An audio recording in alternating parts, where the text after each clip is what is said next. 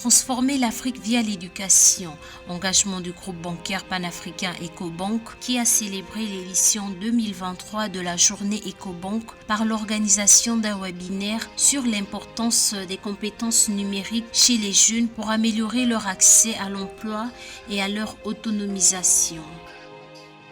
Le Sénégal a conclu avec le Fonds monétaire international un prêt à hauteur de 268,8 millions de dollars, a annoncé mardi 24 octobre 2023 le ministre des Finances. Ce prêt vise à achever les premières revues de la facilité élargie de financement et de la facilité élargie de crédit du Sénégal, combinée à la facilité pour la résilience et la durabilité.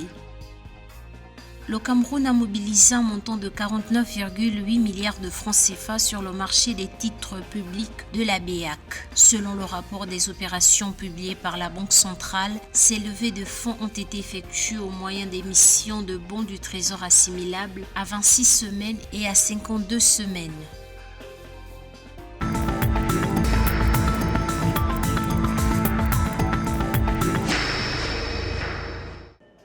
Pour célébrer les 10 ans de la journée Ecobank, le groupe bancaire panafricain a consacré l'édition 2023 à l'éducation numérique en vue de créer les conditions pour que les enfants et les jeunes puissent saisir les opportunités qu'offre le digital.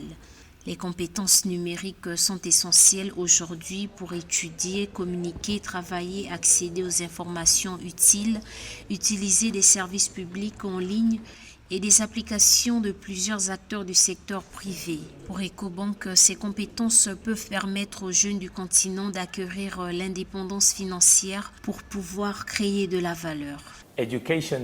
L'éducation représente l'un des objectifs de développement durable des Nations Unies, ainsi que l'un des objectifs de l'agenda 2063 de l'Union africaine. Ce qui me rend particulièrement fier, c'est que, choisis parmi les écobanquiers eux-mêmes, à la suite d'une enquête sur le rôle central que nous aspirons à jouer pour contribuer à la réalisation de ces ambitions, l'économie mondiale évolue rapidement. L'impératif de reconversion devient indéniable. D'ici 2025, il faudra plus d'1 milliard d'emplois, un nouvel ensemble de compétences, alors que près de 77% des employeurs dans le monde auront du mal à pourvoir les postes avec les compétences dont ils ont besoin.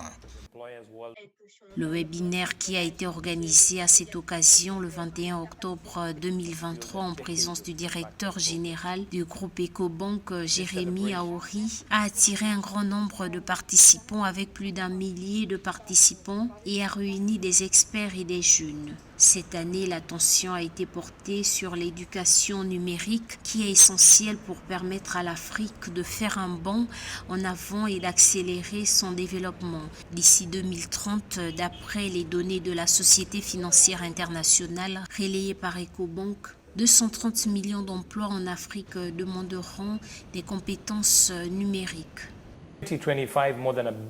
En 2025, plus d'1 milliard d'emplois nécessiteront de nouvelles compétences, tandis que près de 77% des employeurs dans le monde auront du mal à pourvoir les postes avec les compétences dont ils ont besoin. Les utilisateurs d'aujourd'hui doivent s'appuyer sur les compétences du 21e siècle pour naviguer dans le nouveau monde et sa complexité.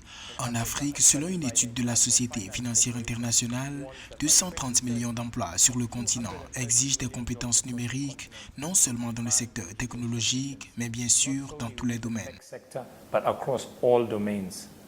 La question des compétences numériques mises en avant par Ecobank est également une priorité pour l'Union africaine qui a adopté une stratégie de l'éducation numérique couvrant la période 2023-2028. Depuis 2013, la journée Ecobank soutient et fait avancer un grand nombre de causes importantes sur le continent africain, dont l'éducation financière et l'inclusion financière.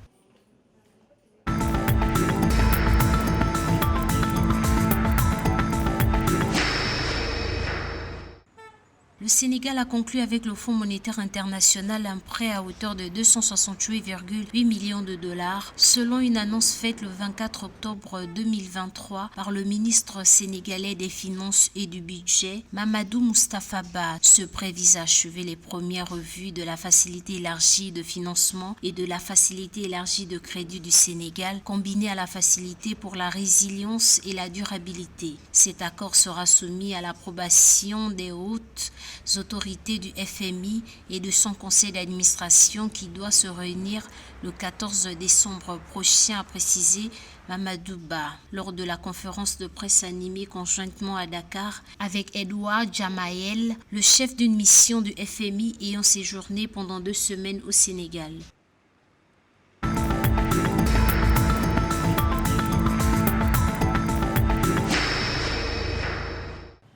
Le Trésor public camerounais a mobilisé un montant global de 49,8 milliards de francs CFA via 2 opérations d'émission de bons du Trésor assimilables sur le marché des titres publics de la BEAC. D'une maturité de 52 semaines, la première opération de 10 milliards de francs CFA s'est soldée par un succès, les investisseurs ayant souscrit au-delà du montant recherché. D'une maturité de 26 semaines, pour la seconde émission, le Trésor public a obtenu 39,8 milliards de francs CFA au taux moyen pondéré de 5,5%. Fort de son succès, le Cameroun prévoit revenir dans 2 jours avec une sollicitation de 15 milliards de francs CFA. Le pays est toutefois attendu cette semaine pour 2 paiements sur ses emprunts arrivés à échéance d'un montant global de 17,4 milliards de francs CFA.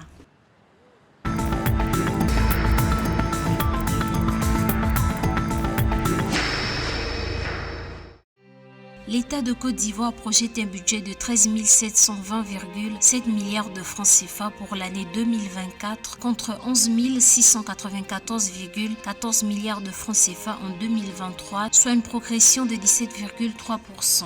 L'annonce a été faite ce 25 octobre 2023 par le porte-parole du gouvernement ivoirien Amadou Koulibaly. Ce budget est conçu autour de l'impératif de préservation et de renforcement de la soutenabilité des finances publiques après l'impact négatif des chocs extérieurs induits par la Covid-19 et la guerre en Ukraine. Le ministre de la Communication, qui l'a annoncé, a indiqué que ce projet de budget pour l'année 2024 est structuré en 31 donations et 134 programmes déclinés au sein des institutions et des ministères.